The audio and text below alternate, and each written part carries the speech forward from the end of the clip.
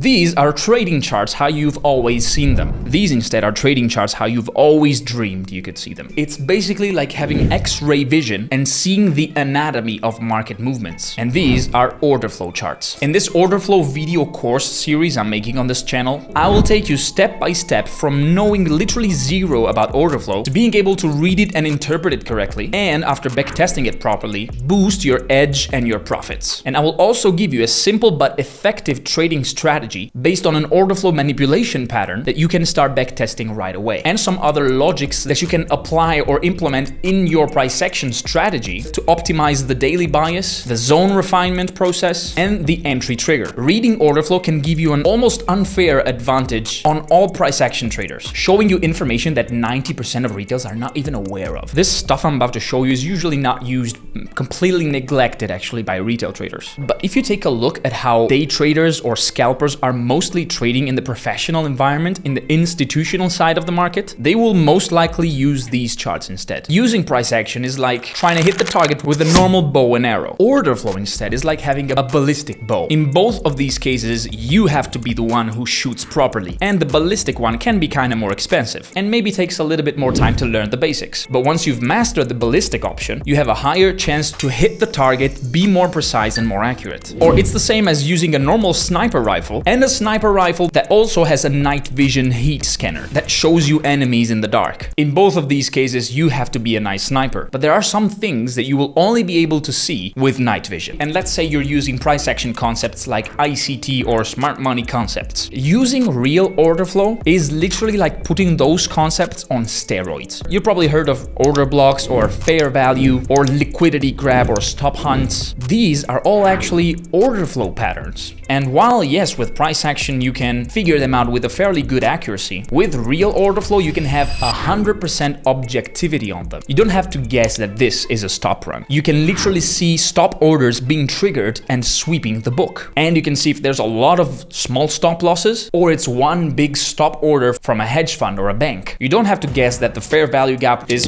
from one wick to the next one. You can be actually way more accurate and draw it where there's an actual gap in fair value. You don't have to guess, hey, and probably in this candle there is an order block, which is a block of orders. Because with order flow, you can actually see every single one of those blocks of orders. In other words, you can make these concepts way more objective and very often have a more reliable confirmation for your entries. So, buckle up, take paper and pencil, and subscribe to the channel to be notified as soon as the next episode is coming out, because this is a series of videos. Anyway, I will link the whole playlist for this course down below. Now, this course will work something like this. In this first introduction lesson, we will go deep into what order flow is, what are futures contracts, and the advantages of using these contracts. In the next videos, we will take a look at how real market mechanics work in depth, how the single orders are matched by the CME algorithms, and how the auction of these order works. Then we will see how footprint or order flow candles work, how heat maps work, how to identify and use actual liquidity zones. Then we will learn how to interpret different order flow patterns and different order flow types of action. And then we will learn how to give all of this a context and how to implement it in a price action strategy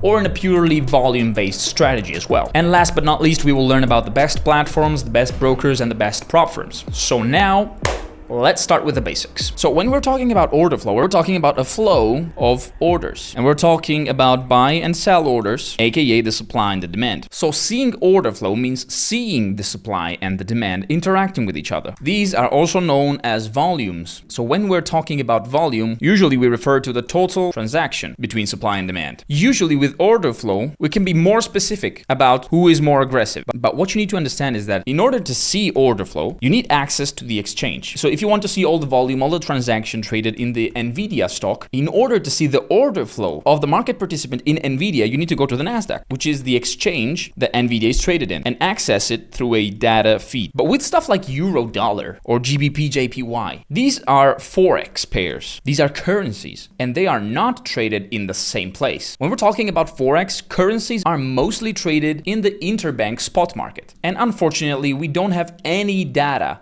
on this volume. For order flow, you need a centralized exchange, whether it is for stocks or for futures contracts. And it's also important to clarify the difference between underlying asset and contract or derivative. So the underlying assets usually are subdivided in asset classes. So you have stocks or equities, you have currencies, you have bonds, you have commodities, you got cryptos. These are all asset classes. In stocks, you got individual stocks or index funds. With currencies, you have majors and minors. With bonds, you have treasury bonds and corporate bonds. In commodities, you have precious metals, energy, materials, and so on and so forth. These are asset classes. So unless you want to day trade all of these things physically, which is not necessarily the best way, brokers and banks created derivatives. So you got CFDs, you got futures, you got options, and so on and so forth. So let's say we're taking a currency pair like euro dollar. You can choose to use the CFD, which usually is named exactly euro dollar, or you can choose the futures, which is 6E. It's a slightly different name. With GBP USD, you're gonna have 6B. If you click here on Trading View and you press 6, you will see that all the currency futures has a 6 at the beginning. And then the first letter, Euro, British Pound, Japanese Yen, Australian Dollar, Canadian Dollar, Swiss Franc, New Zealand Dollar, and that's pretty much it. So you only have futures of some currencies, but just paired with the dollar. You don't have a lot of currency pairs. And even though, as you can see, these futures are traded in the CME, which is the Chicago Mercantile Exchange, their volume is really low. The futures volume traded in currencies is really low. In fact, in the latest report of the Bank of International Settlements, if you go to the PDF, at page 6, you will see foreign exchange market turnover by instrument. And you will see the spot market is around 30%. The outright forwards are around 15%. Most of the volume is in forex swaps. Currency swaps are just 2%. Options and other products, which includes CFDs, constitutes a very small part of it. So CFD forex traders are a very small percentage of that 5%. And also, usually, CFD traders are not even trading in this interbank market. They're actually trading against their brokers or against their prop firms. So stating that in the euro dollar there's been a liquidity sweep of retail traders' stop loss is complete bullshit. And this is not an opinion. This is based on data. This is facts, all right? Let's say gold. The classic CFD is XAUUSD. The future is going to be GC. For an index fund like an S&P 500, which always remember is an index, so the underlying asset actually can't be traded other than with derivatives, like with ETFs or futures or options or CFDs. So usually the CFD will be something like US 500, and the futures will be the micro contract of SP, which is ES, and so on and so forth. So when you say that you are a forex trader, but you actually trade gold, probably you mean that you are a CFD trader. I mean, if you're using MetaTrader 4 and CFD prop firms or a forex broker, you are trading CFDs. You're a CFD trader, not a currency trader. If you are a currency trader, you could also use futures, not necessarily CFDs. So let's start to put things in their place, all right? Forex is the asset class. CFDs is the derivative. Now, there are some clear advantages in using futures instead of CFDs, because futures are traded in one place. Hence, you have access to real volume. They are regulated, they're more transparent, there is no spread markup from the broker. The cons are that margin requirements are actually a little bit higher. You need to pay for the data feed. So to access the order flow of the exchange, you have to pay a little monthly fee. And also you need a platform that can take this data and show it to you in an understandable way. And here you have footprints and heat maps. I will show you exactly which platform I use later on this video. CFDs instead are traded in a decentralized network, so you don't have a single exchange where you can take the volume and the data. Hence, they're not that transparent. They're non-regulated. They're banned in a lot of countries. Your broker is adding spread. In most cases, you also pay a swap for overnight positions. So maybe for a swing trader, they're not always optimal. And yes, you can choose Islamic account in some cases, in some brokers, but you probably end up paying more in commissions. So futures, especially if you're a long-term trader, are much more convenient. Then it's also true that swap can be positive. But in most cases, if you're following a trend, the swap is not going to be on your favor. Pros are access is easier. Prop firm has more competitive and more doable, I would say, challenge conditions. But these things are not necessarily good. Yes, access is easier to the retail traders, but it also means that newbies and uninformed traders can open an account so easily with 50 euros with 1 to 2,000 leverage, because I forgot to write, leverage can be way higher. So if you are a ludomaniac, like most of you are, you have easier access to self-destruction. So it's not necessarily good. Same thing with leverage, which sometimes is crazy high. And the fact that the platform platforms are basically free, bro, if something is free, it's because you are the product. Because you're paying with your spread, with your commission, and with your losses. Or, in case of social medias and porn, with your attention. And yes, prop firms are more competitive, but as we saw, exactly because rules can be too easy, the financial models of prop firm is very risky. So when you open a trade in futures, you are sending the order through the broker. The broker, also through the data feed, is sending the order to the exchange, and the exchange, through so-called matching algorithms, finds you a counterparty in the market. So the exchange finds you a counterparty, confirms the order to the broker, which gives you back the contract. With CFDs instead, you're sending your order to your broker, and most likely the broker will put your order in the so-called B book, which means actually the broker is your counterparty. And even if the broker says we are an STP broker,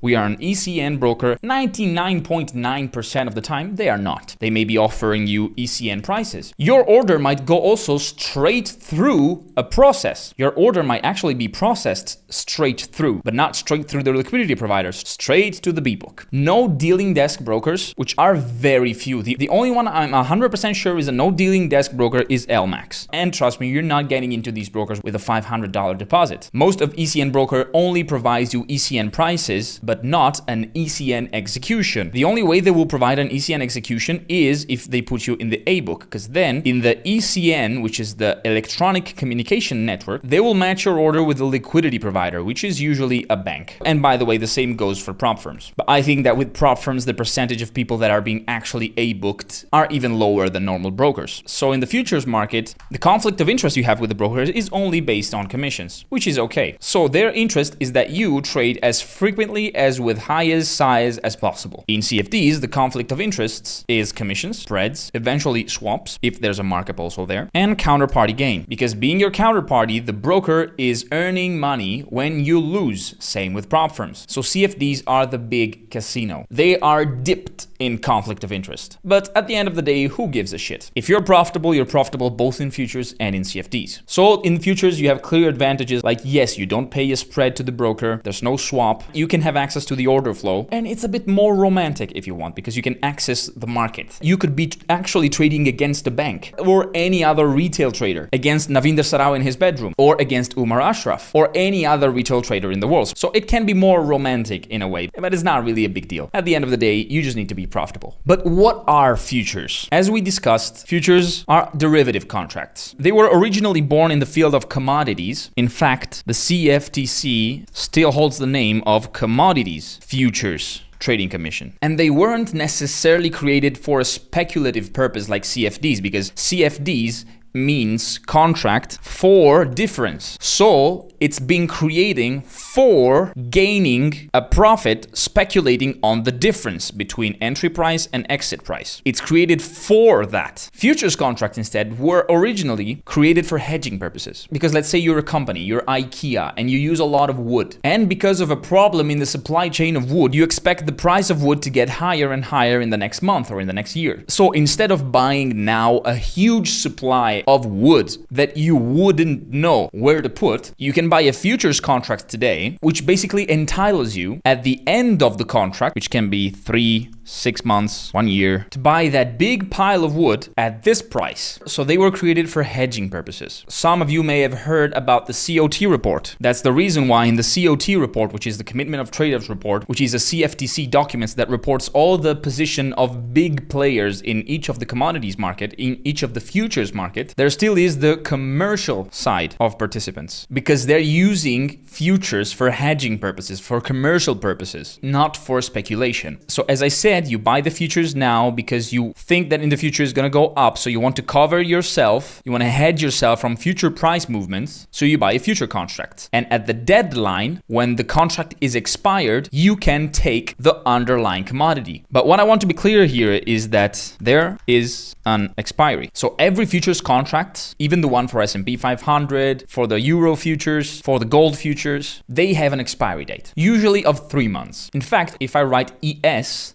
and I open the menu, you will find that I have March 2025 contract, June 2025, September 25, December 25, and so on and so forth for the next 5 years. And each and every one of those months has a different ticker or name, if you will. June is this M over here. So ESM, which stands for June 2024. U is for September. Z is for December. H is for March, and so on and so forth. Let's open the Euro futures. Also here you have J, which is April, K, which is May, M, which is June, N, which is July, and so on and so forth. So every one of these contracts has a different expiry date. So when you buy a futures and then you want to keep it also for the next contract, for the next expiry, you roll the contract. What is also known as rollover, which basically means you get rid of this contract and you move on to the next one, because this one is about to expire. So every 3 months, the futures of the S&P 500 expires. Just like with options. Every single month on Friday, options stop trading and they expire on Saturday. This is for monthly options. The same things happen with futures. So when there is a quarterly expiration of options, which usually happens at the end of every 3 months, this thing is called also OPEX, option expiration. If it happens at the same time that futures also expires, you can see some weird market movement and volatility. Now, if I zoom in the contract, you will notice price is moving only 0.25 points at the time. 50, 75, 81, 81.25, 0.50, 0.75, 0, and so on and so forth. So you have to imagine the price ladder of futures is not divided in pips, but in ticks. So the minimum price difference is 1 tick, which for the ES is 0.25 points. Okay, so to go from 80 to 81.00, 1 point equals 4 ticks. And how do you calculate risk in futures? Every tick usually has a value, which is called tick value. For S&P 500 is $12.5 per tick. For the micro ES contract, which is the MES, the tick value is $1.25 per tick. So if you're starting with a small capital, usually you're going to want to opt for the micro S&P 500 or micro contracts in general. They are a little bit more expensive commission-wise, but they allow you to enter with a smaller size and control risk better. Another important thing about futures contracts is that you can't open multiple positions in the same contract. Let's say price is here, you have no open trade, your position is flat or 0. If you buy one contract, your position is +1. So this is exactly the level you're in. Let's say now price is rising up and you want to increment your position. So what you're going to do, you're going to buy one more contract here, so +1, but in futures, you're not going to have two different one contract positions. Both of these will be mediated, will be averaged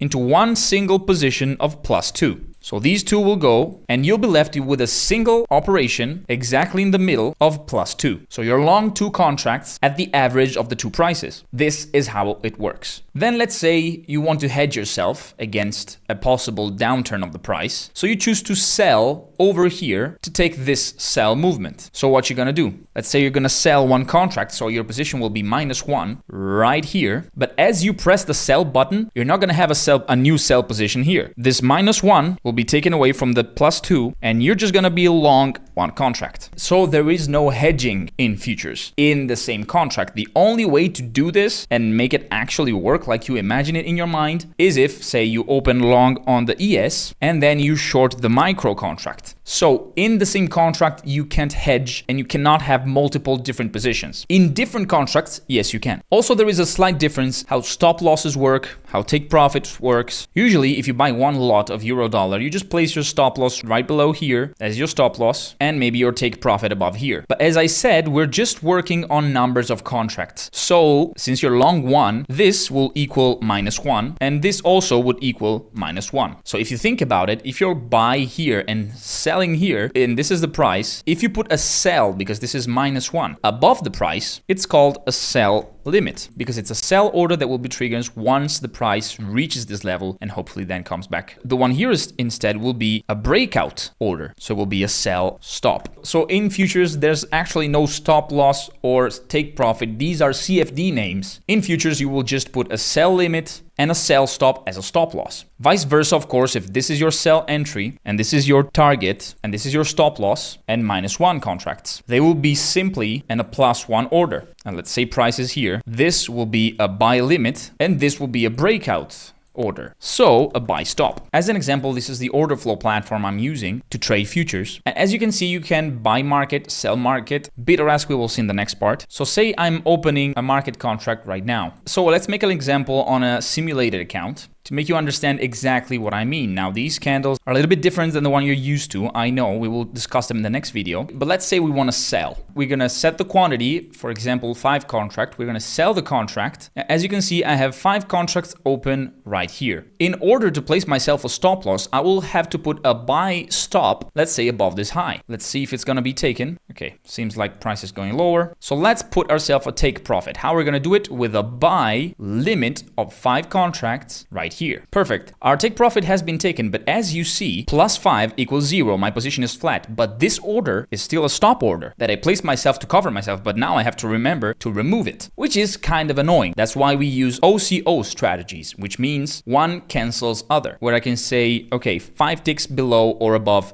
you put my stop, so we're adding the first bracket, and then another target, say 10 ticks below. So we're adding this bracket, we give a name, test, we save it, and now it's here. So now if I sell market, I will put the stop above here, the target below here, we'll let the price go to whichever of those. Perfect. As you see, it hit the stop loss, and the take profit didn't stay there. It was canceled, because one cancels other. So as you can see, it can be a little bit more complicated to get used to these kind of things at first. As with everything, it just takes a little bit of time to learn. Then you set up yourself an OCO strategy and it's done. So this was an overview of future contracts, how they work, what they are. In the next video, we're going to get deep into what order flow actually is, how is it structured in extreme detail, and we will fully understand market mechanics, how the market actually works, not some weird interbank algorithm. No, how market actually work. Okay, so I hope you really understood the power of order flow and how futures contract work. If you have any question, feel free to comment, leave a like if you enjoyed this video, and subscribe to the channel so I'll see you in the next video. You're welcome, by the way. Ciao.